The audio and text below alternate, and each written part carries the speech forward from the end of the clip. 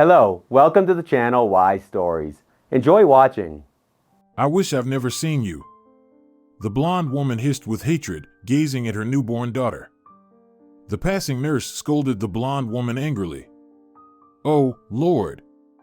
Enlighten this sinner. How can you speak like this? She's an innocent child. The nanny walked away, and the young mother looked at her daughter's serene face and repeated in a whisper, I wish I've never seen you. After these words, she burst into tears. Life was ruined completely.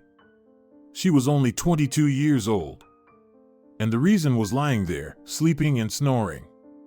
The father of this little girl, a wonderful and charming owner of the by-the-road snack bar, was a practical man. Did I promise you anything? No. Well, then solve your problems yourself, he said. Idiot! She shouted.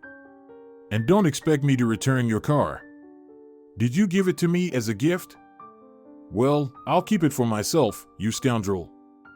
Enjoy your ride, he smiled. Alba was so furious at his careless indifference that she wanted to run him over with the car right away. And in the women's consultation room, she was tormented with the referral for an abortion. When she finally held the coveted piece of paper in her hands, it was as useless. Get out! Barked the gynecologist aunt at her. Couldn't you come earlier? I couldn't, the pregnant woman murmured. They didn't give me the referral, they kept stalling. How could I come earlier? You couldn't come earlier, and you can't come now either. Get out! And then there was a friend who mentioned an old granny who lived in the suburbs and could help if she brought money and groceries right away. Bring them and promise to keep quiet. The granny lived in a private house on the outskirts of the suburb and, in general, was not very polite. How far along are you? She asked sternly, and upon hearing the answer, she repeated what the gynecologist had already said. Look at her. They must have told you that the granny is ancient and can't think properly anymore. But I've been working as a gynecologist for 30 years. Now you came, pretending you don't understand. Do you even know why you came here?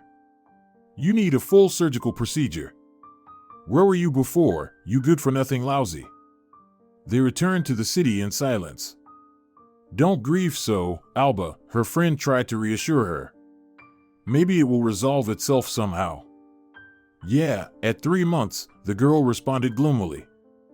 Maybe it won't resolve itself, but having a child isn't bad either. They say it rejuvenates the body. Yeah, definitely. And cabbage makes your breasts grow. She didn't feel any tenderness or love for the child, and it seemed like the child knew it too, tormenting the future mother with constant nausea, swelling, and low blood pressure. To top it all off, her once flawless skin was now covered in acne, and she didn't want to look at herself in the mirror. But if she had to, it ended with a stream of tears and intense self-hatred. I'm a monster, she repeated in horror, examining her blurred figure. There's no waist left, and my legs have become as thick as an elephant's.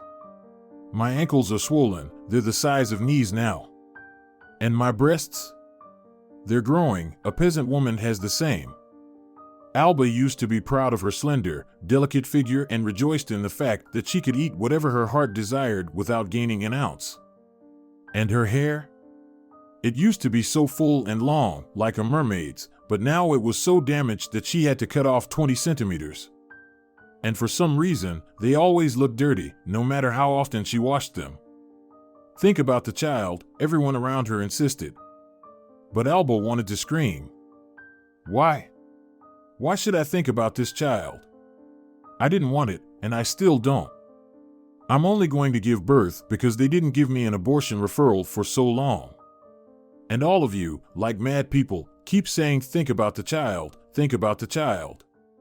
Well, you think about it since you're so clever. With endless tears and anxieties, Alba pushed the situation to the point where she was immediately taken to the maternity ward for observation after her latest consultation. Her blood pressure was skyrocketing, forcing her to spend a whole day in the intensive care unit, hooked up to 4 drips. But giving birth turned out to be easy. Before Alba could even get scared, the midwife was already showing her the baby girl. You have such a beautiful little one. Look, she takes after you, the midwife said. But the mother didn't want to look. She closed her eyes and turned her head away, just in case. Well, the midwife brusquely encouraged her. It happens, nothing to worry about. You'll rest, recover, and love will come. Don't worry, you'll find joy in your daughter eventually. She didn't find joy then, or later, or ever. The baby wouldn't sleep at night, and the mother would sit by the crib for hours, rocking her. For some reason, holding the child was unpleasant for her. And amidst these sleepless nights and half-asleep tired days, one persistent thought occupied her mind. Why didn't I leave her at the maternity ward?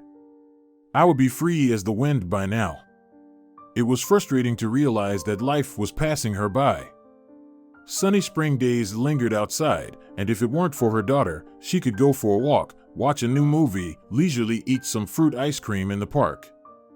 But money? So much money was now being spent on a screaming child whom no one wanted, not the father, nor the mother. Alba bit her lip to keep from shouting in anger every time she entered a store. If she were free, she could buy everything here, well, almost everything. And certainly that black dress and crimson shoes, and those brand new perfumes that had just come into fashion. To avoid disappointment, she had stopped looking into any stores except for grocery ones. I'm a loser, the young mother thought in despair, a wretched, half-poor, unwanted loser. Alba firmly believed that from now on, her life was destined to be a dreary crawl from the children's playground to the store and back home. Daily. Constantly. Forever. With no chance of reprieve. When her little girl turned 2, a miracle happened. An interesting man of a certain age noticed Alba. He exuded a calm strength and significant possibilities. Could it be that luck has finally smiled on me? She thought with a fluttering heart. In Alba's dreams, she already saw herself in a snow-white dress, holding a huge bouquet of flowers. Walking hand in hand with her respectable husband, she would sit in an elegant black car after the wedding. They would go on their honeymoon, and when they returned, a beautifully decorated apartment would await them. Or even better, not just an apartment, but a whole house, something light and airy, with large windows to let in plenty of air. She could start living like a proper human being, pursue some unusual hobbies, wear beautiful dresses at home, and eagerly await her husband's return from work in the evenings. And then, piercing through her sweet dreams, came the cry of a child. Again. Was this clumsy Anna again falling or bumping into something, or burning herself? I wonder, do all children constantly try to harm themselves, or was Alba just unlucky in that regard? Get up, she scolded her crying daughter. Get up, my little troublemaker, let's get dressed and go for a walk. Dressing the child, by the way, was a separate ordeal. The wretched girl refused to stand still and kept squirming around. Will you stand still or not? Alba yelled. Why do you torment me like this, you little brat? Come on, stand still, don't move. The girl froze in fear. Her eyes were round and blue. Just like her idiot father, Alba thought, the same round, huge, and dull eyes. The memories made her mood even worse, and Alba roughly pulled her daughter by the collar. Let's go. No, wait. She tore a sheet of paper from her notebook and quickly scribbled a few words on it. She put the piece of paper in a bag along with a bun and a bottle of water. Here, now let's go. Move, you damn brat.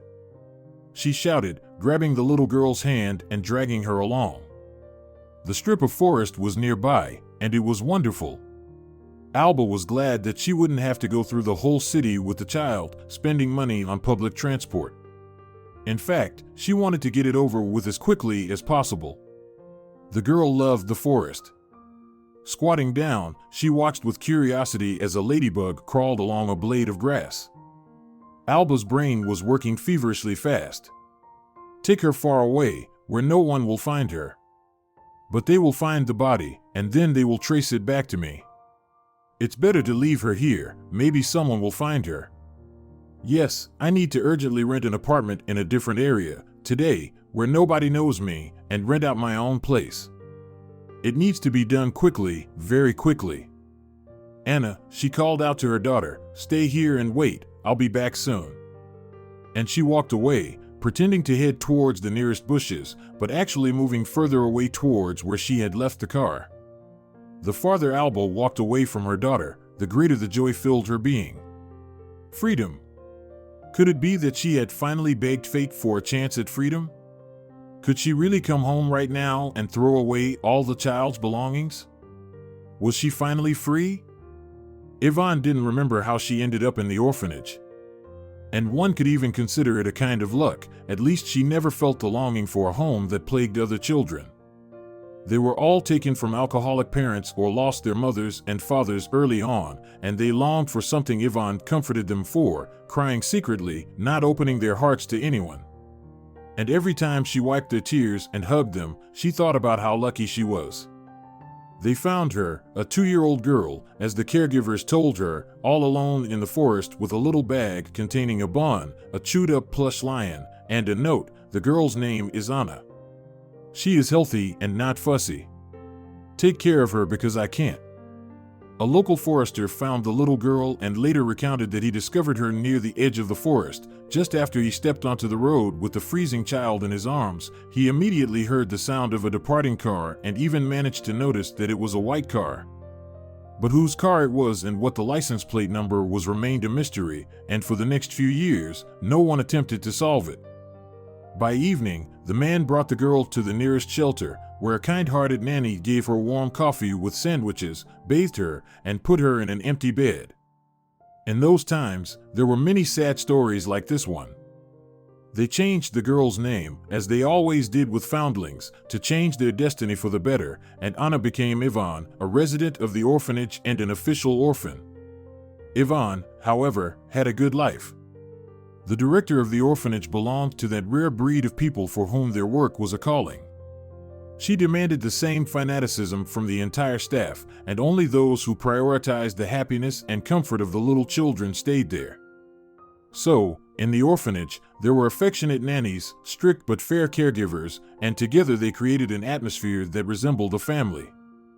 Later, when Yvonne grew up, she often heard that children from orphanages were wild, socially maladjusted, and firmly believed that the whole world owed them due to their orphanhood. It was said that you could easily recognize a former orphan by their lack of understanding of cleanliness or washing dishes. But Yvonne's childhood was not like that. First and foremost, this orphanage, or as the adults preferred to call it, the children's institution, was privately owned. A couple who had dedicated half their lives to working in state-run orphanages decided to open a private one in the 1990s, the first of its kind in the region. They had to act at their own risk. Not only were they afraid of gangsters at that time, but they also lacked any support from friends and acquaintances. Do you want to profit from children's misery? That was the mildest of the comments the couple heard from those they considered friends, and what was even more hurtful was that they even heard it from relatives. We had to grit our teeth and move forward, supporting each other and learning on the go, or else we would have to abandon all our plans right away. However, the racketeers, unlike our neighbors, friends, and relatives, embraced the new project in the field with almost enthusiasm. Charging tribute from the dedicated founders of the shelter was strictly prohibited, but all kinds of support and assistance were encouraged. Of course, the racketeering kings pursued their own interests in this matter. Firstly, charity was a good way to launder money.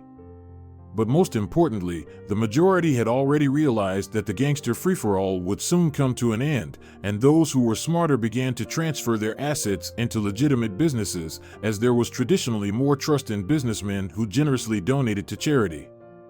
There was another significant difference about the shelter compared to others. Vocational education was the norm here. Of course, familiar faces consumed by fierce envy of the thriving venture immediately raised objections regarding the use of child labor. But all those who came to inspect left with nothing to complain about. All safety rules were followed, and no exhausted children were found. Teresa Iglesias, the beloved superintendent, established reasonable order. The statistics on orphanage graduates, she said to everyone who came to apply for a job, can frighten anyone. Approximately 10% manage to find their way in life. 40% become alcoholics, drug addicts, or prisoners. Why does this happen? There are many reasons, but one of them seems particularly important to me. In most children's homes, technicians do the cleaning, cooks prepare the food, and housekeepers take care of the clothing and shoes. As a result, grown-up children find themselves helpless.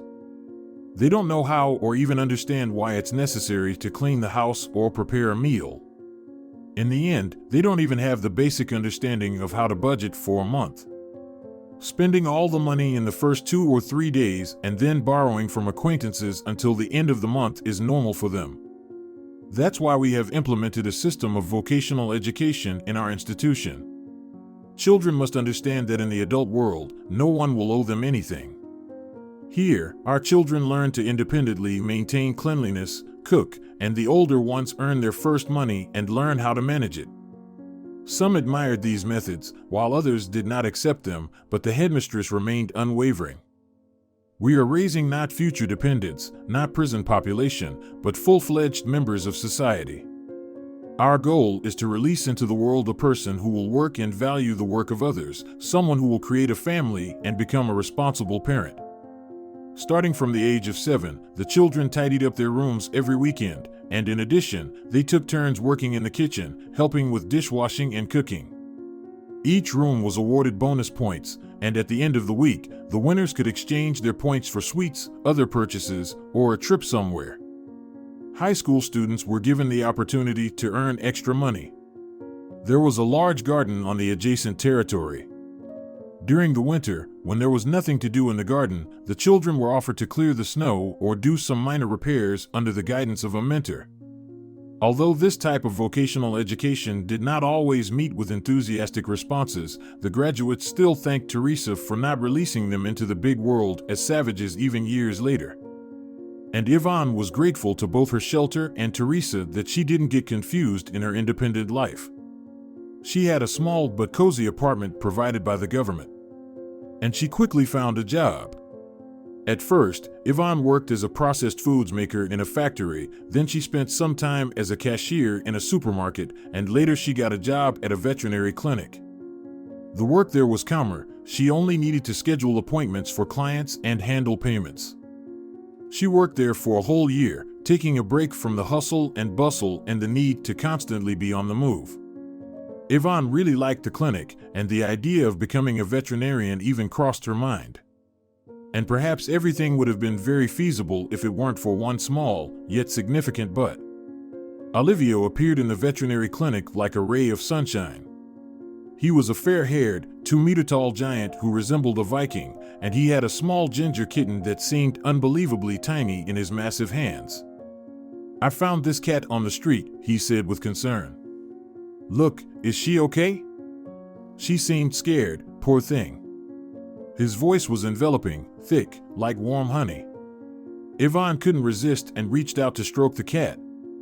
She probably didn't need any help. She was peacefully dozing, comfortably settled on her savior's broad chest. When Yvonne's hand touched her, the kitty lazily opened her golden eyes. "I'll go get the doctor right away," the girl said. "Just wait a moment." Only one of the 4 doctors was available, and Yvonne was very glad that the only one happened to be a man. The ladies would have surely flirted with the charming visitor, and then... What would have happened then? Yvonne didn't have time to think, as the man already walked out of the office, and his ginger companion settled back to sleep. "Everything is fine," Yvonne smiled. "Thank God. How much should I pay for the examination?" Yvonne quickly entered all the owner's information into the computer and printed out the examination report. While he was paying, she thought about what else she could talk about with this endearing giant. "Olivio," she asked, "are you going to keep the kitty?" He gently blew on the cat's ear. "Is there any other way out?" "I'll bring her for vaccinations in 2 weeks. We should come up with a name for her. Maybe you can come up with something?" "She's golden-eyed, ginger, like honey," Yvonne smiled. "Perhaps she needs a sweet name." "Sunshine?" The Viking raised an eyebrow and immediately laughed at his own joke. "No, too long." Honey, yes, let's call her Honey. She's so sweet. Well, let's go home, little Honey. Goodbye. He squinted and read the name on Yvonne's badge. Yvonne, see you in 2 weeks. 14 days later, Olivio stepped into the veterinary clinic through the door that was wide open to summer heat. In his arms, a well-groomed and noticeably rounder Honey glistened with her red golden fur. Good day, he smiled radiantly. Yvonne's heart skipped a beat. In the past 2 weeks, the impression Olivio had made on her had faded a little. Why am I getting all worked up? She asked herself. So what if he's an attractive guy? It's not like he's the only one. Nevertheless, she had been looking forward to this day. She had set aside some money and visited a beauty salon to get a manicure. The hairdressers convinced her to get highlights, and it turned out to be a good decision. Now her hair had twice more volume and looked beautifully shimmered in the sunlight. Yvonne even started wearing a touch of makeup when going to work, although she used to consider it unnecessary. She also started wearing her few pieces of jewelry, a simple silver ring and earrings with small transparent stones. The earrings were a gift from the shelter manager for her excellent performance, and the ring was a present from a sponsor for International Women's Day. Now, when meeting the Viking like Olivio, Yvonne felt like a beauty. And here is Honey, coming for her vaccination, she said, approaching to stroke the cat. How have you been? Has the kitty settled into the house? Technically, she could have waited for Olivio to come closer to the reception desk, but Yvonne wanted to show off her slender figure, which couldn't be hidden by the uniform. Olivio gave her an appreciative glance as he passed by. She has settled in nicely. It's very enjoyable. It gets lonely living alone, but having a kitten waiting at home changes that. Yvonne sensed a hidden meaning in his words. I understand, she sighed. I live alone too, and sometimes it gets really lonely. Olivio winked at her. Well, you should come over sometime. When you feel bored, just give me a call. You have my contact data, after all. It feels a bit awkward, she blushed. What's awkward about it? Olivio nobly protested. Come over, and Honey and I will be eagerly waiting for you. That evening, Yvonne met up with her best friend Nora to discuss the news. She had known Nora for a long time, ever since they were in the orphanage together. Nora had ended up there at the age of 10 when she was taken away from her alcoholic and bitter father. On her first night in the orphanage, the little girl buried her nose in the corner of the pillow and blissfully said, How nice it is here. Startled, Yvonne sat down on the bed. Wow, it's unusual, she exclaimed. Other kids cry for a whole week and can't calm down, and you're saying it's nice here. What's wrong with it? Nora asked in surprise. The bed is clean, the food is tasty, and no one drinks alcohol. It's good, isn't it? The next day, Nora shared her story with Yvonne. She told her about begging on the streets to beg money for her father's alcohol, as he would beat her if she didn't. She talked about the time her father disappeared somewhere, and she went 3 days without eating. It was only when she fainted at school that they took her to the hospital, and from there, she was brought to the orphanage. They said that my dad went to get treatment for his alcoholism, she snorted. They say once he gets better, he'll find a job and take me home. They're lying as if I were a little child. He won't quit drinking. Well, Yvonne pondered thoughtfully, maybe he really wants to get better. We had a girl here, Julia, whose mother stopped drinking and took Julia back. Now they come to visit us every Saturday and bring candies. That's not about my dad, Nora said sadly. He will never stop drinking. But she was mistaken. Nora's father did undergo treatment at a drug rehabilitation center and permanently forbade himself from even thinking about alcohol. Moreover, he found a job and visited his daughter every evening. After 6 months, he was able to take her home for good. Nora's father turned out to be a talented carpenter and often came to the orphanage with his daughter, bringing some new gift each time, new chairs for the little ones, long benches for the dining hall. One time, he even built 10 wardrobes for the children's rooms and refused to accept any payment for his work, despite Teresa's insistence. "You took care of my little girl," he said, tears of remorse and shame welling up in his eyes. He never stopped blaming himself for the past. When Nora turned 18, her father passed away. Some bullies attacked him one evening as he was walking home from work and beat him severely. He died right there from his injuries. Nora inherited her father's apartment, but she had no job. Once again, Teresa came to her rescue, helping Nora attend courses for secretaries and hiring her at her own workplace. However, she didn't stay long. "They don't pay well here, and there's no future," she told Yvonne. "There are plenty of places looking for secretaries. I'll find a job in some company where the boss is a man, you know what I mean. I want to live like a human being, not toil for an idea." Eventually, Nora did manage to find her dream job. The idyll lasted for 3 months until one morning in the 4th month, the boss's wife stormed into their office like an enraged fury. The boss, who had been savoring his morning coffee, had the attractive secretary on his lap. That morning, Nora was left without a job and also lost a few strands of hair and 3 broken nails in the process. Nora spent a whole month without work, nursing her bruises and complaining to Yvonne about the injustice of fate. She declined the job offer at the veterinary clinic that her friend had suggested. But luck was on her side once again. Her next employer was a widower, so she didn't have to worry about jealous wives. Since then, Nora had managed to renovate her apartment and even acquire her own, albeit inexpensive, car. She and Yvonne continued to be friends, although Yvonne pretended not to notice Nora's increasing arrogance. "I don't know what to do, Nora," she confessed that evening. "I met one person. Did you not notice if he was in his own car or something?" Nora interrupted. "How was he dressed? Was he wearing designer clothes or from the mass market?" "His clothes were just clothes," Yvonne frowned. "I understand nothing in brands, and I don't know what car he has." Nora sighed with frustration. "When will you learn to pay attention to such things? It's very important.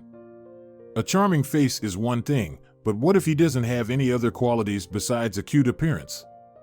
Then what? What does that have to do with anything? Are we supposed to evaluate every person we meet based on whether they're rich or poor? Well, is it better to waste time with a pauper, live on a pittance, and admire his handsome face until he starts cheating? Okay, in any case, you should take the opportunity. Visit him, see where he lives, and how. Don't hesitate, act." Although Nora tried to push her friend towards action, it had the opposite effect. Yvonne decided that nothing would make her call or visit Olivio. After her conversation with Nora, she started to think that if she accepted the Vikings' invitation, she would inevitably start paying attention to his clothing, furniture, and whether it was worth spending time on him or not. But a week later, Olivio himself appeared at the clinic towards the end of the workday, with his cat. "Is something wrong?" Yvonne asked, surprised. "Is the cat sick?" "Fortunately, she's perfectly fine," Viking said with satisfaction. "But we got tired of waiting for you to call us. So, honey and I talked it over and decided to invite you to our place today. I'm telling the truth, right, honey?" The cat let out a short meow. "You see," Olivio continued enthusiastically, "honey wouldn't lie. Yvonne, please, or at least to let me escort you home." He looked so charming, this tall blonde with a cat in his arms. Who could refuse him? Certainly not Yvonne. That evening, walking down the street next to Olivio, the girl felt like a queen or at least a rock star's chosen one.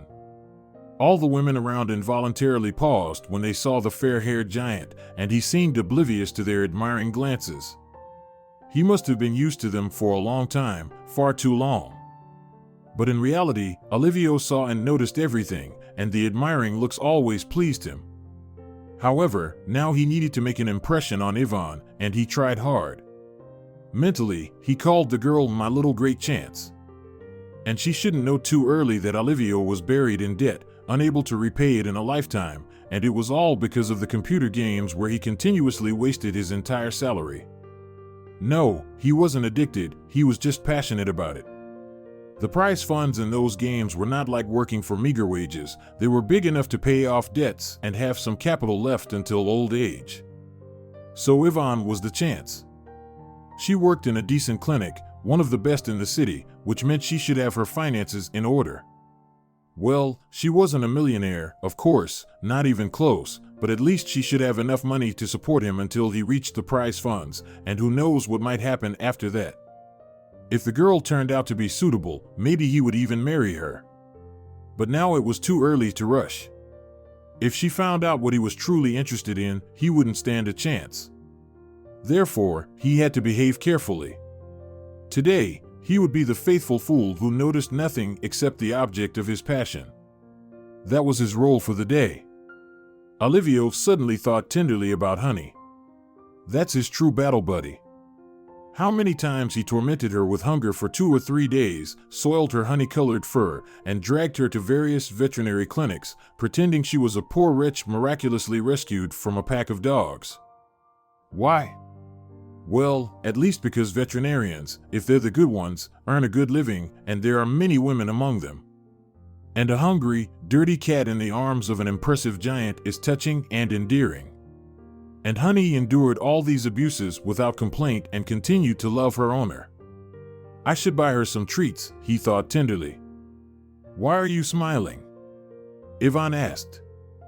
Oh, just thinking about Honey. Let's go to the store, I want to treat the kitty to something delicious. Of course, let's go. Yvonne was now the happiest girl in the world. 3 months passed. No, Yvonne.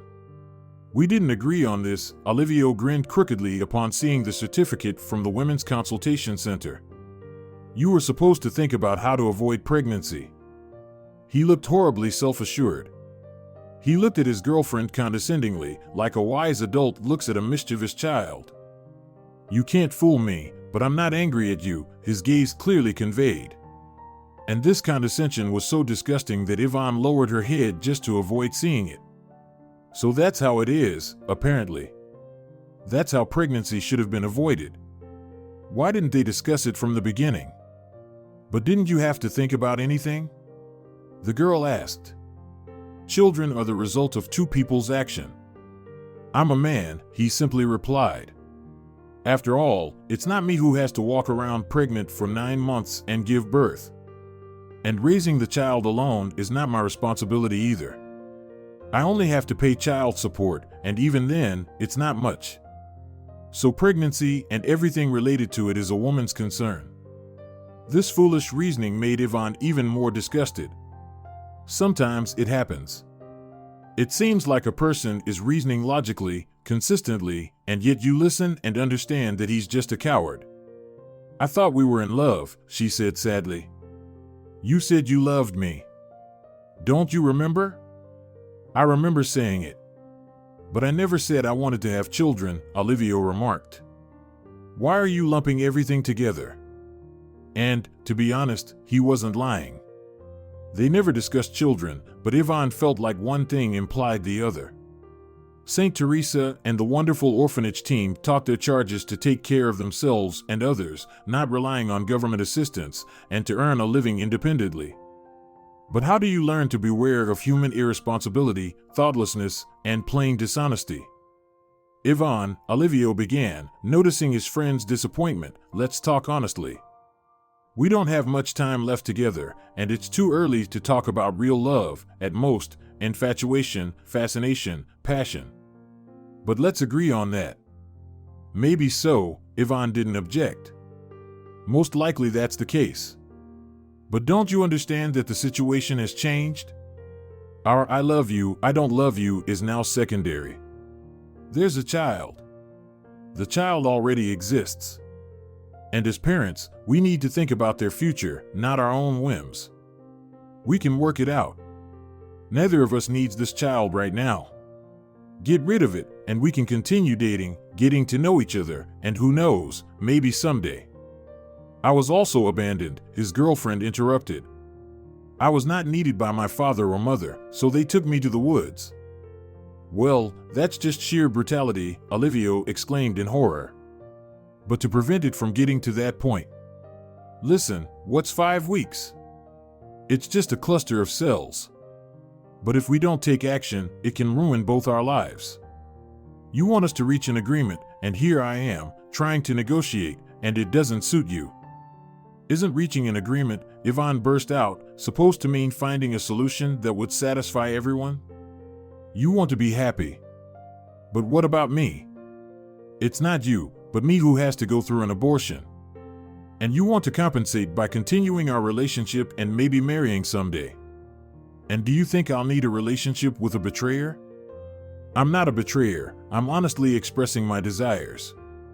And if you decide to give birth, you should know, I won't want to continue the relationship, Yvonne, I won't want it. Such rashness is not part of my plans. Of course, you'll file for child support, and I'll have to pay for something I didn't want and don't want. Imagine going to a store, looking at something, and they won't let you leave until you pay for it. Is that fair? You don't even have money with you, you just came in to wait out the rain, but no, they make you pay. It's unfair, finally. And what if you went into a store, took a bite of a pastry, and they made you pay for it? Would that be fair? Don't twist things, Yvonne. And besides, what about yourself? Fine, my well-being doesn't factor into your calculations, I've already understood that. But what about you? You won't get substantial child support. You wanted to study. But if you decide to keep the child, what about your education? Think about it. I'm asking you, think it through properly. I've already thought about everything, the girl said firmly and looked directly into his handsome face. Love was gone. It was washed away by the wave of cold cynicism from Olivio, all his supposedly reasonable arguments, which were actually just meant to disguise his fear that now his cozy, peaceful life would change. And what did I ever see in you? She asked softly. Look at you, you're so big and strong, but inside, you're a little boy who's afraid of everything. You are, Olivio, just afraid of it all. All you could manage was to pick up a stray cat. You don't want to know your own child. Relax, you fool, don't cry, we don't need your child support. She left without even closing the door behind her. Olivio rubbed his forehead and smiled, relieved. He was genuinely grateful to Yvonne for her pride. If she says she doesn't need child support, it means she won't ask for it. It was a relief, and he had already started thinking about how to reduce the amount he would have to pay from his income. He would have to negotiate at work to have a certificate drawn up showing a meager salary, and that was so tiresome. In general, Olivio definitely got it wrong with Yvonne. He thought that since the girl worked at a well-known clinic, she probably had a good salary and a nice apartment.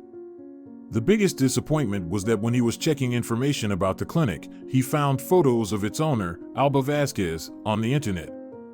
And when he saw Yvonne, he nearly collapsed. The young receptionist was uncannily like Alba.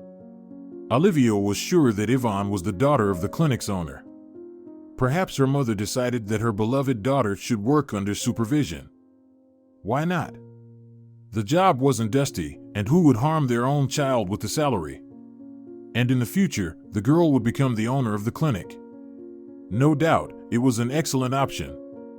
Who knew she was a former orphan, and her salary was barely enough to get by? And the apartment was a small one-bedroom, without any renovations in the last 100 years. Although Yvonne tries to improve her impoverished dwelling, plastering here, sticking tiles there, so to speak, it's poor but clean. She even put up new wallpaper. Poverty can't be hidden, after all, it seeps through every crack, persistent and brazen. But that's for those who know how to look. In short, it's good that they managed to get rid of Yvonne without any additional complications. He didn't need a pregnant orphan, after all. Meanwhile, Yvonne felt the need to talk to someone, to try to find a way out of this hopeless situation. Nora, upon learning about her friend's pregnancy, almost went into hysterics. "Why are you so naive?" she shouted. "They all tell about love as long as they want something from you, but as soon as their tail gets caught, they immediately say, "No, no, no, I don't owe you anything, I never promised you anything." And their eyes are wide with fear. Exactly, Yvonne smirked. Like a cat's eyes, big and round. Oh, Yvonne, her friend shook her head in dismay. You should have at least consulted with me. Do you know how the men are? Like stray puppies, they need to be slowly and gradually tamed, without pressure. And you just went ahead and whacked them on the head. Well, let's think about how to deal with this. And how? I'll give birth and raise the child. Give birth? Nora repeated. Are you serious, Yvonne? Do you realize what you're getting into? All right, let's not panic. I know a good clinic where everything is confidential and safe. I'll take you there. I will give birth, the girl stubbornly repeated. I've already made up my mind. It's not too late to change your mind. While you still can. But you have to understand, it's like, I don't know, even when you consider getting a kitten, you think 100 times about it, and here it's a child. So that's why you don't have any cats? Yvonne smiled. Are you afraid of responsibility? It's not that I'm afraid, I just realistically evaluate my capabilities, Nora corrected her. Even if we think about it, this Olivio of yours, he's a jerk, of course, but only because he didn't discuss all these unexpected things with you and how to avoid them. But in general, he's right. You don't know each other well enough to get married. You wanted to study, and he doesn't want anything. And what about children for you? He's not right because he didn't warn you in advance, but otherwise, his behavior is more responsible than yours. Because you. Okay, Nora, stop it, Yvonne interrupted her. I heard you. Well, listen, her friend softened. You know, I can't help you. My kilo gives me a little money, just enough to get by. And I have to take care of myself, manicures, eyebrows, eyelashes. Plus, I need nice underwear, otherwise, he'll scold me for that too. And what should I do then? Should I go to work on an ordinary job? Many people do just that. Yes, but who are they? Who's used to bowing down? Who's willing to work like a dog for a stale piece of bread? I don't want that for myself. If someone likes it, well, good for them. But you know, I'm used to living in comfort. Yes, I know, Yvonne reassured her. Don't worry, Nora, don't blame yourself, everything will be fine. Can I go now? I have to get up early for work. But a new surprise awaited her at work. Yvonne, the clinic owner, stopped her at the entrance. Come to my office, we need to talk. Right now, it's urgent. Actually, the fact that the owner in the clinic came there by herself was an extraordinary event. Alba rarely appeared here, preferring to conduct business from home, thank God for modern means of communication. Besides, she often left an administrator in her place and went with her daughter to warm countries. We have a very long winter, she would say. We need to find a way to take a break from it. In the owner's absence, all affairs were taken care of by her ex-husband, Giorgio. They said that he used to be a wealthy man. It was during those carefree times that he married the beauty Alba, who was a couple of decades younger than him. He was flattered that his young wife, who was only 20 compared to his 40, was the winner of a city beauty contest. He organized the contest himself as a wedding gift for her. To prevent Alba from getting bored, he bought a failing business from a friend at a low price and gave it to his wife. Alba reluctantly embarked on the venture, but unexpectedly got involved. She wanted her veterinary clinic to become the best in town, and she achieved that by using her husband's money and listening to his advice.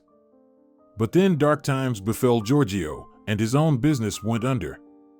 Taking his stepbrother as a manager, Giorgio discovered a few months later that he had been swindled. Alba, taking their newborn daughter, instantly ran off to his brother. The bankrupt businessman decided that he had had enough of dangerous games and started working in a regular carpentry workshop. Naturally, he had less money, but at least his sleep became healthy. Alba, on the other hand, didn't enjoy marital bliss with her second husband for long. The money was squandered, and the careless owner himself ended up in prison for burglary. Disoriented and unhappy, Alba tried to return to Giorgio, but he refused to accept her. However, he didn't refuse to help if she needed someone to look after things at the veterinary clinic. Why did he do that? Out of mercy? Out of pity for the unfortunate ex? Or out of concern for their daughter? No one knew. But today, Alba personally appeared at the clinic and, moreover, spoke with the regular receptionist. It was doubly unusual. Until this moment, she only condescended to speak with the doctors. The office was already set with a tea table adorned with sweets. "Help yourself," the owner invited. "Thank you, Alba, but I just had breakfast." "You said it was something urgent." "Yes, indeed," she smiled insincerely, and Yvonne immediately understood that she wouldn't hear anything good. "You grew up in an orphanage?" Alba asked. "I did. I always thought," the boss said thoughtfully, "that children from orphanages are so helpless. And you, it seems, know the ins and outs of life." "We had a special orphanage," Yvonne smiled. "We were taught everything: cooking, cleaning, and even earning money. Teresa, our supervisor." "Teresa Iglesias?" Alba asked. I know her well. We went to the same school, even in the same class. She was always so compassionate and kind. I remember all the stray dogs knew her because she fed them. Though, after school, we didn't keep in touch, but I've heard about the orphanage. Sometimes I even regret not sending my princess to be raised by her." "Who?" "My daughter Felicia," the woman sighed. "You know," she said in a confidential tone, "she's already 17, and she still can't even slice bread on her own. She seems to know where the money comes from, but how it's earned. She texted me today, 'Mommy, I'm going shopping with my friends, transfer 30 to 35,000 to my card.' 30,000 is like nothing to her. Well, tell me, what kind of world is she even living in? The real one? Or some fairy tale about the golden antelope?" Alba fell silent and angrily brushed a strand of hair from her face. "That's why I decided to follow your Teresa's example and teach her the value of hard work. What do you think? Is it a good idea?" Yvonne looked at her boss in confusion. She wondered why the woman suddenly decided to seek advice from a regular worker. "Work education benefits everyone, so it's an excellent idea," Yvonne replied. "I think so too," Alba rejoiced. "I've decided to hire that airhead. Let her start her work career under my supervision. For starters, she can sit at the registration desk. You'll train her in everything. Sound good? And once she learns everything, I'll give her a full-time position. By that time, you can find something else for yourself. You'll have enough time." "Stop." Yvonne abruptly interrupted her boss, surprising even herself. "Are you saying you want me to leave?" "Well, yes," Alba shrugged. "My Felicia needs somewhere to work. What's the point of keeping both of you? I want Felicia to learn to earn money for her own pocket expenses. And if she only works part-time, how much will she earn?" Tears. "Well, that's settled, Yvonne.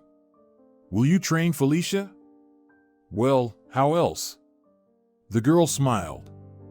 "Of course, I'll train her and then quit so that your idler daughter has something to do. Don't count on me to stick around, Alba, I won't do that. Don't be rude to me. You're still working for me, remember?" "Not anymore. I'll decide that, not you. How dare you talk to me like this? And how dare you treat people like that?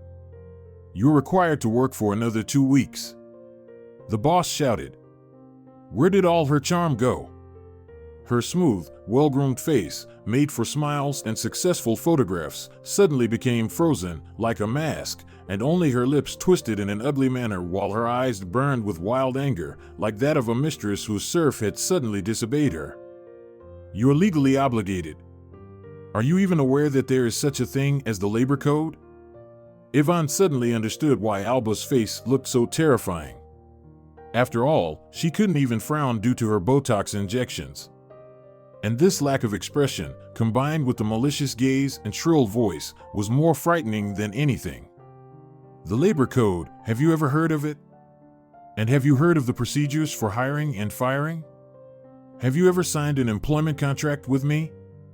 No, I work unofficially so that you, Alba, can pay fewer taxes. So don't frighten me, it's pointless. I don't owe you anything, and I'm leaving immediately. Good luck adapting your Felicia to real life. But I have connections, Alba hissed behind her. It's easy to forge a contract and your signature. Go ahead, Yvonne agreed almost cheerfully. And I have the tax office's number, I can tell them a lot of interesting things. But despite her apparent bravado, Yvonne left the clinic almost in despair. Had the whole world conspired against her? Everyone had turned away, everyone, her loved one, her friend. And now she had no job either. So where should she go now, dear God? What should she do now? Go home, Yvonne sternly commanded herself. As for what to do, we'll figure it out later. Right now, go home. Make coffee and think everything through thoroughly. But home was only slightly more comfortable. It was uncomfortable to sit alone within four walls. She wanted to talk to someone. Not to complain, but just to be close to someone living, to hear a human voice. Suddenly, the girl felt a strong desire to visit her orphanage, probably just like an adult person can yearn for their childhood home, for their parents in difficult situations. But Yvonne had no parents. The director greeted her joyfully, as she did with all her wards. And Yvonne, who simply wanted to spend some time in familiar surroundings, didn't even notice how she told everything about Olivio, their passionate romance, even about his cat Honey and his foolish conscientiousness and responsibility, which now left her to raise the child alone. Well, so what if the fool ran off? Teresa laughed sincerely. Let him go far away. What's he good for? And don't lose heart. What are you to us, a stranger? We'll help. You'll study and work and earn money. And that fool will regret it. I probably won't be able to study, Yvonne said. I'll have to work. I can't just sit on welfare together with the baby. And as for work, maybe I can somehow arrange to take the child with me or pay the neighbor to look after him. But what about studying? Yes, the director agreed. You'll need a good nanny to study. But it can be solved, don't worry, we'll find a solution. Leave the baby here while you're studying, we'll figure something out. When you come back, pick him up. And as for work, even if they fire you from your veterinary clinic, you can always come here. I'll hire you as a cook, and you'll earn some money. Don't worry, Yvonne, we'll manage together. And for the first time during all this time, Yvonne suddenly felt the release of her heavy, painful tension. The fear for the future disappeared. She would manage. The world was not without kind people, and the living proof of that sat in front of her now. Thank you, Teresa, she smiled, and suddenly felt bitter tears streaming down her cheeks. Now, don't cry, the woman said sternly, immediately patting her ward's head. That's what we're here for, to help each other. How else can we live? I'm just a little ashamed, Yvonne admitted. I just came here to spend some time, to remember my childhood. But it turned out as if I was asking for help. Teresa nodded and smiled. And what are you ashamed of that? Remember, girl, something I read somewhere myself, and it's stuck in my memory forever. If you ask for help, it doesn't mean you're weak, it means you're not alone in this world. That's right, Yvonne, that's it. And here's another thing. By the time our baby is born, you will have had the apartment for 5 years. You can do the next. Move in with us, live in the shelter, and rent out the apartment. With the benefits and work, a reasonably decent amount will accumulate. Then you can go to college, and you won't have to struggle anymore. You'll earn a decent living. Yvonne smiled through her tears, nodded, and thanked Teresa. It's amazing how things turn out. Teresa was the only person who supported her in such a difficult moment. And yet, who is Yvonne to Teresa? How many Yvonnes, Olias, Valerios, and Timoteos does she have?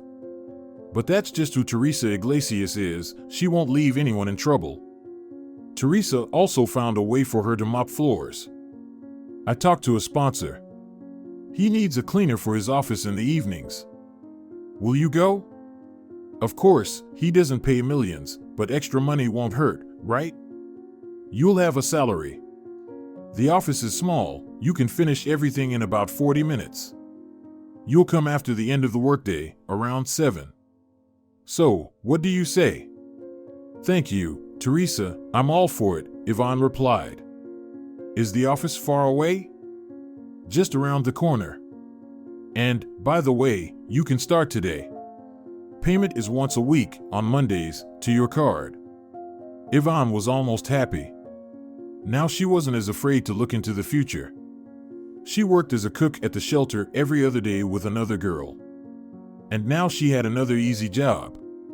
Of course, it's infinitely far from the job of my dreams, she repeated to herself. But in our situation, there's no point in being proud. We have some money, and that's fine. And then the baby will be born, and we'll have benefits and money from renting the apartment, and maybe I'll even be able to study. She desperately wanted to share her joy with someone, at least with her roommate Nora. However, Nora had gone on yet another vacation with her boss lover and was unavailable for communication. A couple of months later, the friends were finally able to meet. But Yvonne quickly realized that sharing good news with Nora was indeed a bad idea. Mopping floors is for the destitute, Nora sneered. Sorry, Yvonne, but since you've already stooped to that, you can understand that it only goes downhill from here. You're all ready. She glanced disapprovingly at her friend's worn-out t-shirt and the skirt that was obviously chosen solely for its elastic waistband, lacking any other merits as a piece of tailoring. You're just one step away from rock bottom, she confidently concluded.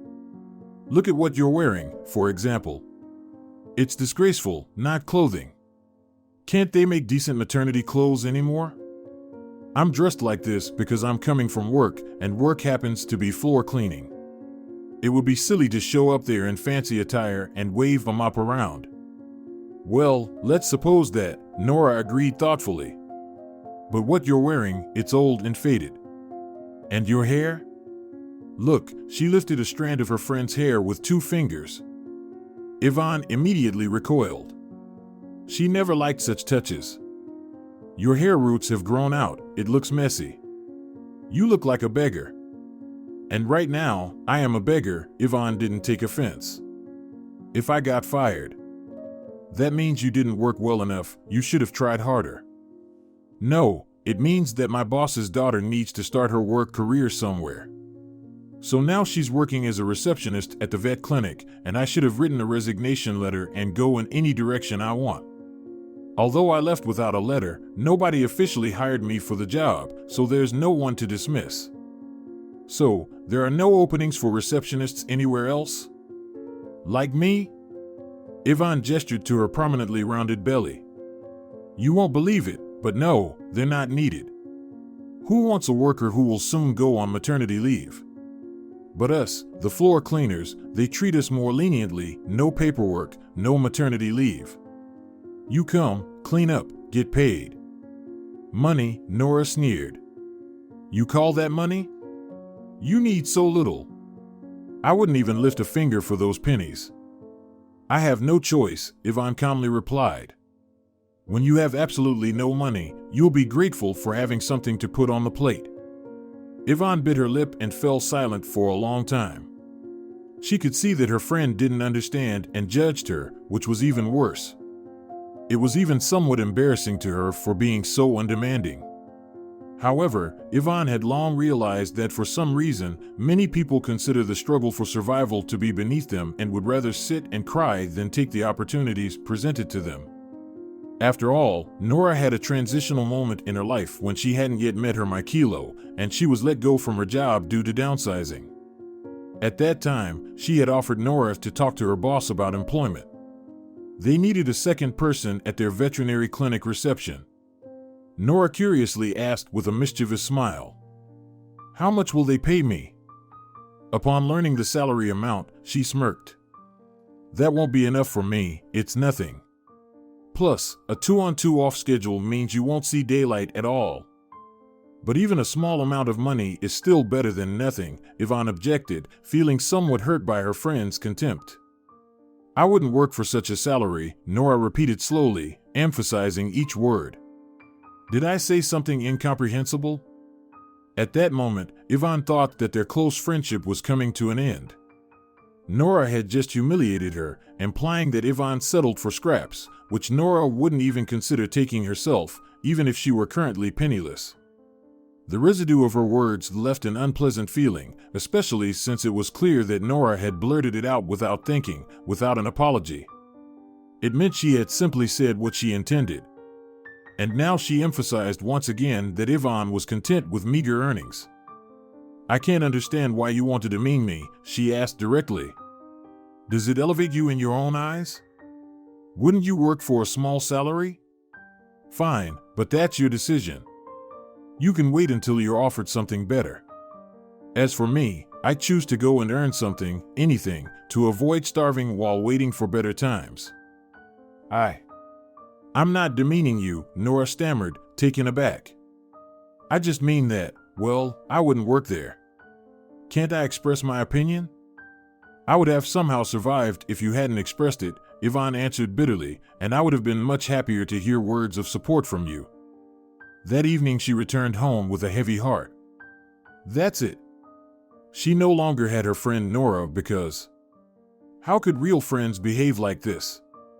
Well, there was no friendship left long ago, and Yvonne had known it from the very beginning. She only realized it today and suddenly felt immense relief, as if she had shed a heavy burden. Yvonne was lucky, her pregnancy was going smoothly with no morning sickness, scattered thoughts, or swelling. On the contrary, the expectant mother felt a surge of strength and energy that allowed her to work without getting too tired and even find time to prepare for exams. She still held on to the hope of becoming a veterinarian. Teresa encouraged and supported her in every way. You're doing great by not giving up. Now you have a child, and you need to raise them. And having a profession, especially such an in-demand one, will be useful to you regardless. After all, animals, just like humans, will always need medical care. Even if people in the city stop having pets, you can just gather your things and go work in the countryside. Cows and goats need veterinarians too. So prepare thoroughly, and remember, you're doing this not only for yourself, but also for your little one. You're like a mother to me, Yvonne said affectionately.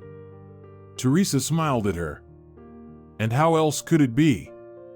After all of you here, everyone who was raised here, are like children to me. Because you raise and guide each one of you. It's probably difficult to understand until you experience it yourself. I think I understand, Yvonne said. Because many of us, at least, never knew our own parents. We only had the shelter, caregivers, and you. And if someone looks at you as a mother figure, then you become one. The headmistress didn't respond, only stroked her head as she usually did. But Yvonne noticed tears glistening in the woman's eyes. Evenings she still went to clean the floors in the office. And although Yvonne had never seen the owner, money would arrive in her account every Monday, often with a slightly higher amount. These transfers were accompanied by a short note saying bonus. In general, cleaning the office was an easy job, she just had to dust and mop the floors. The boss's office didn't require any cleaning. He's like that, explained Teresa. He doesn't like anyone touching his things, he cleans up after himself. Well, that's his quirk. But it means less work for you. By the way, I already told him that in a couple of months, you won't be available for work, but he... What's his name, by the way? Yvonne asked. I haven't seen him, I don't even know his name. His name is Alejandro Castro, the supervisor replied. He told me he would wait for you for 3 months after giving birth. If you want to continue working, you can come back. Did you ask him about that? Yvonne smiled. Oh, please. Teresa exclaimed dramatically. No, he's just very pleased with your work and wants to support you. Do you think it's easy to find a good employee? Oh, Yvonne, it's always in short supply. Yvonne decided to accept this explanation without further questioning. Oh, and I almost forgot, Teresa suddenly remembered. He left yesterday for some business and will only be back tomorrow. He asked me to have you clean his office during these 2 days. But, for heaven's sake, don't move anything there. Let the desk be cluttered with papers and chairs lying around. It doesn't matter. Your job is just to dust and mop the floors, nothing else. Entering the boss's office was even intimidating. What if she accidentally touched something and then faced a stern reprimand from the boss? But as Yvonne found herself in the inner sanctum, she realized there was nothing to worry about. It was so perfectly tidy in there that she probably didn't even need to clean, but since she was asked to, well, she would. Yvonne took a dust cloth out of her work coat pocket. It should be noted that Alejandro was the kind of person who liked everything in order. For example, when hiring a new cleaner, he would always inquire about their clothing size to buy an appropriate work coat. And all the cloths, gloves, cleaning products, brooms, he kept them under control and made sure to purchase what was needed on time. Yvonne decided to start with the writing desk. There was almost nothing on it: a pen, a diary, and a photograph of a little girl in a frame, probably his daughter or maybe granddaughter. Yvonne quickly dusted the desk and was about to dust off the photo when, leaning closer, she froze. She knew that little girl in the picture and couldn't not know her. After all, a photo of this little girl, seemingly at the same age, was kept in Yvonne's personal file. And under the photo, there was a caption, Nieto Ana. Both of those photos featured her. Teresa, Yvonne didn't even realize she had pulled out her phone from her pocket and dialed the shelter manager's number. Teresa, can you hear me? Yes, Yvonne, Teresa responded calmly, as always. What happened? You told me to clean up in the boss's office. Yes, so? Did you break something? No, Yvonne said. But there's a photo of me as a child on his desk. A confused silence hung on the line. Yvonne, Teresa finally said, Are you sure you're not mistaken? Maybe it's a similar girl? You said that this person is a sponsor of our orphanage, Yvonne interrupted her. Has he ever personally visited the shelter? Could he have seen me there? The director paused for a moment. No, I don't recall that. He always sent couriers, but he never visited the orphanage. I once wanted to invite him to our New Year's celebration, but he responded strangely, saying that it would be difficult for him to see the children. I thought maybe he had experienced some terrible tragedy in his life. But Yvonne, why are we speculating? Let me call him right now and find out everything. Yvonne looked at the photograph of herself as a child again and, forgetting that the director couldn't see her, shook her head. No, there's no need, just no need. He will be back tomorrow, and I'll come to work early and talk to him. All right, Teresa agreed, but just to be safe, I'll go with you. Alejandro sat at his desk, looking at the photograph of Yvonne in her personal file and the picture in the frame. Teresa and Yvonne sat silently across from him. Finally, he sighed and covered his face with his hands. This is impossible, he said in a choked voice. This is absolutely impossible. Yvonne, my God, how can this be? Alba told me you drowned. Alba? Teresa asked. Who is that? The mother of my daughter, the man said angrily, if you can even call that wretch a mother. We were together, although I knew it wasn't serious. Alba wanted a richer man, and I was just a poor guy back then.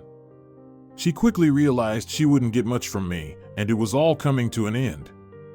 I was really infatuated with her at first, but then I realized she was just greedy for someone else's money. I even gave her a car, a white one, I remember it clearly, and it was mid-priced. As soon as Alba saw it, her lips curled, and she asked, Did you regret spending your money on me? I'm disappointed in you. That's when everything became clear to me, and I didn't worry anymore that this beauty would leave me. But then she comes running one day, screaming that she's pregnant, that it's my child. I shrugged it off. Honestly, I thought she just wanted, I don't know, to extort money from me again. Anyway, I sent her away, thinking I'd forget about it, and I did for a while. 2 years went by without me thinking about it. I was in the Czech Republic for business. That's how things kept me occupied for 2 years, but it doesn't matter. And then I felt, no, this isn't right. My heart isn't in the right place. I called her, but someone else answered the phone. I went to her house, found out some things. Apparently, she did give birth to a girl, but then she rented out the apartment and moved to a wealthy neighborhood herself. And she had a wealthy man with her, considerably older than Alba. And what about me? I wanted to see my daughter. I caught her, my ex-fiancée, to talk to her. And she told me that our daughter went to the village to visit her grandmother and drowned in the river. She said it while crying. Then she took this photo out of her purse and gave it to me. They found Yvonne in the forest, the orphanage director sighed. The forester found her. The girl was completely alone. There was a note with her stating her name was Anna, that she was healthy, and that no one could take care of her. Alba, Alejandro gritted his teeth, that snake. She's not a woman, she's a witch. Alba? Yvonne suddenly asked. Is that her name? Well, yes, supposedly she divorced that husband and then. I don't know what happened next. She has a veterinary clinic. Yes. He slammed his open palm on the table. Let's go to her, all of us. Alejandro, Teresa tried to calm him down. Maybe it's better not to rush. Cool down. Teresa, he turned to her, and the woman involuntarily stepped back. So much pain was in his gaze. For so many years, I thought my daughter, that she drowned. And all this time, she was living in the orphanage, without knowing her father or mother. And I couldn't look at other children calmly, my heart ached. If it wasn't for chance, we would have never found each other. And you tell me to calm down. Yvonne, he took his daughter's hand. My dear, you shouldn't be nervous. It's better for you to stay at home. I'll handle your mother myself, and then I'll come to you and tell you everything. And you stay with Teresa. Right, Teresa perked up. It's your business. We don't need any extra stress with Yvonne. We'll stay together, have some coffee and pastries. Okay? Alejandro, Dad, Yvonne pleaded with her father, maybe you don't need to go either. Maybe just forget about it. It's in the past. The most important thing is that everything is good now. Soon you'll even become a grandpa. Why dwelling on the past? The man hugged his daughter and gently kissed the top of her head. I'll be back very soon, Yvonne, he promised. Meanwhile, Alba was almost completely happy. She felt 20 years younger, and this happened every time she managed to attract a new lover. This time, it was a stunning character, a true Viking. If I had known that such handsome clients come to my clinic, she purred, standing on her tiptoes to reach the guy's lips, I would show up at work more often. What's your little kitty's name? Honey, Olivio smiled and touched Alba's lips with his fingertip.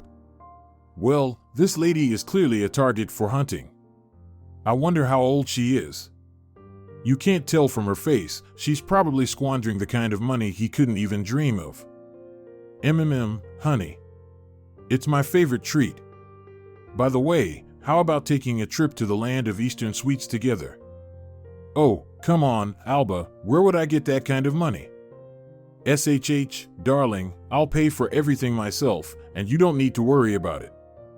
Suddenly, she stumbled and looked scared at the door. Voices were coming from behind it. No one can visit Alba. I can. A male voice barked in response, and the door swung open with a crash. Alejandro looked at the towering guy with disdain, to whom Alba was clinging. Get out of here, he casually said.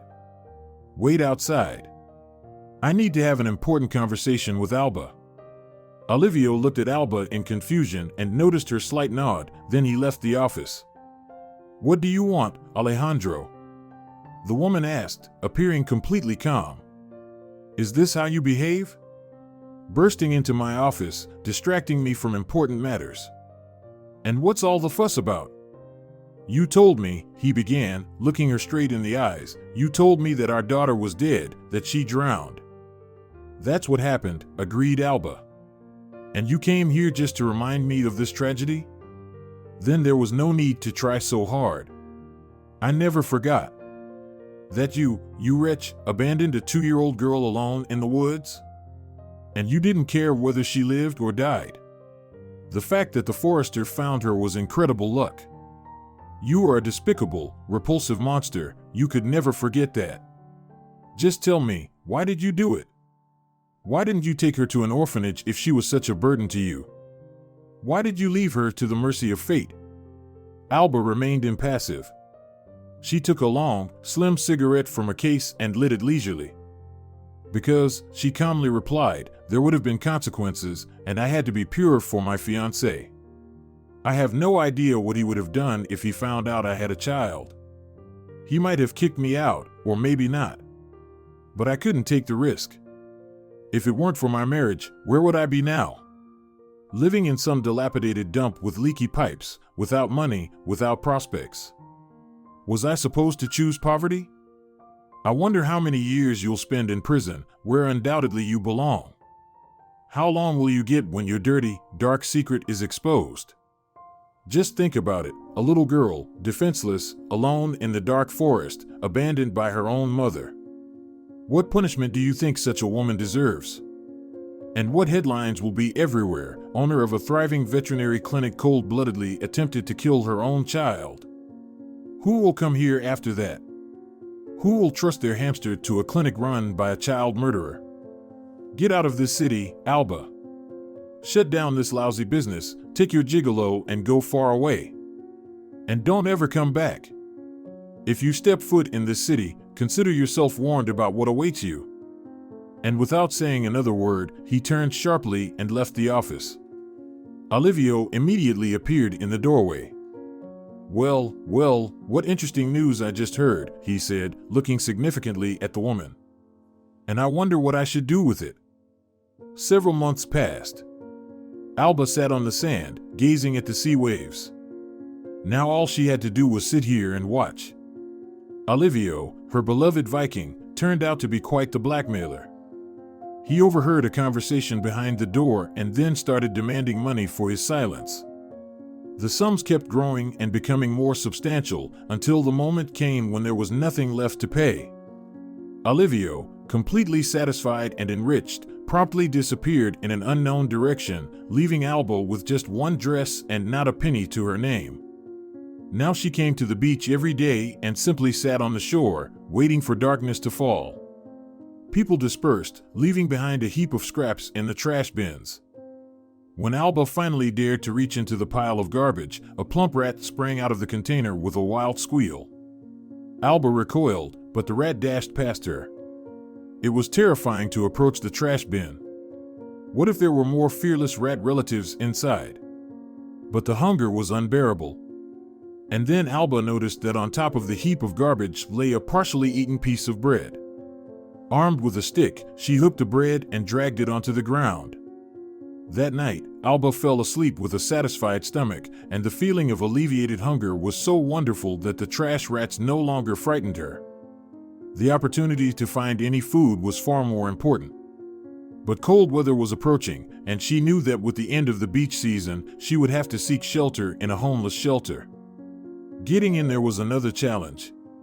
It was said that they didn't accept everyone, giving preference to established residents who would definitely not cause trouble.